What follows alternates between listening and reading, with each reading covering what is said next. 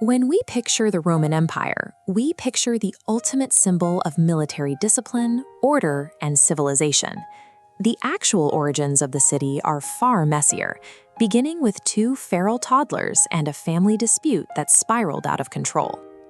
The saga begins in the city of Alba Longa. The reigning king, Numitor, was sitting comfortably on his throne until his ambitious younger brother, Amulius, violently overthrew him. Amulius thought a quick coup would secure his absolute power. Instead, his paranoia set off a chain of chaotic events that would eventually wipe him out. To guarantee the old king's bloodline ended permanently, Amulius forced his niece, Silvia, into becoming a Vestal virgin. This meant she was now a strictly celibate priestess, forbidden from ever having children. The plan seemed foolproof, right up until Silvia turned up highly pregnant with twin boys. Confronted by her furious uncle, Silvia offered a truly wild defense.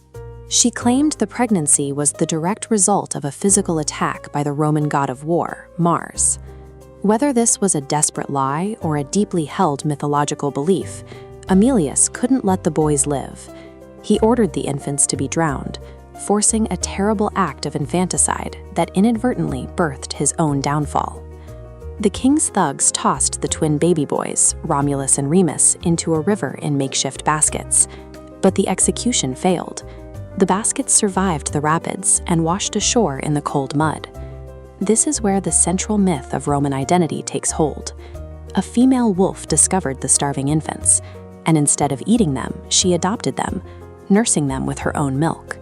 Surviving in the wild on wolf milk apparently had an effect.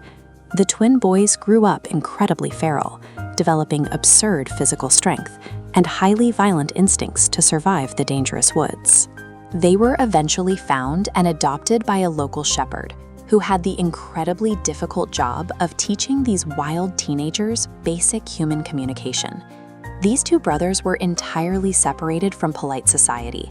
They were fierce, animalistic outsiders trying to figure out how to operate inside a human world. As teenagers, they finally discovered their royal lineage. They marched back to Alba Longa, sparked a massive street brawl, and violently overthrew their evil uncle Amulius. But rather than staying in Alba Longa, they realized they wanted a kingdom of their own. So they traveled to the banks of the Tiber River to build a brand new city. They found a great location, but immediately ran into a problem. The brothers could not agree on which specific hill to build their settlement on. This chart illustrates their method for solving the dispute. They decided to let the gods choose by playing a competitive game of birdwatching. Remus spotted 6 birds from his hill, while Romulus waited on his hill and claimed he saw 12. Remus immediately threw a tantrum, screaming that his brother cheated the system and rigged the count. A legitimate geographical impasse over where to build a new civilization was entirely reduced to a petty, childish argument over who saw more birds. Out of pure spite, Romulus ignored his brother and started building the city's defenses entirely by himself. He stacked up a pathetic, knee-high dirt wall. Remus, being a classic older brother, walked right up to the wall and effortlessly hopped over it, loudly mocking how wildly insecure Romulus's new city was. But Romulus suddenly realized a critical loophole. Because he had just declared this a new territory, he hadn't actually written any laws yet, which meant there was technically no rule against violence. Romulus grabbed a heavy rock and smashed his brother with it. He killed Remus over a joke, suffering 0 legal consequences because he was the only authority left. The empire, famous for establishing formal Roman law, actually began its existence with a perfectly legal, spiteful fratricide. Romulus was now the undisputed sole king. He had his crown and his hill, but his grand empire was currently just an empty dirt field with 0 citizens. To fix his population problem, he enacted a desperate solution. He declared Rome an official asylum city.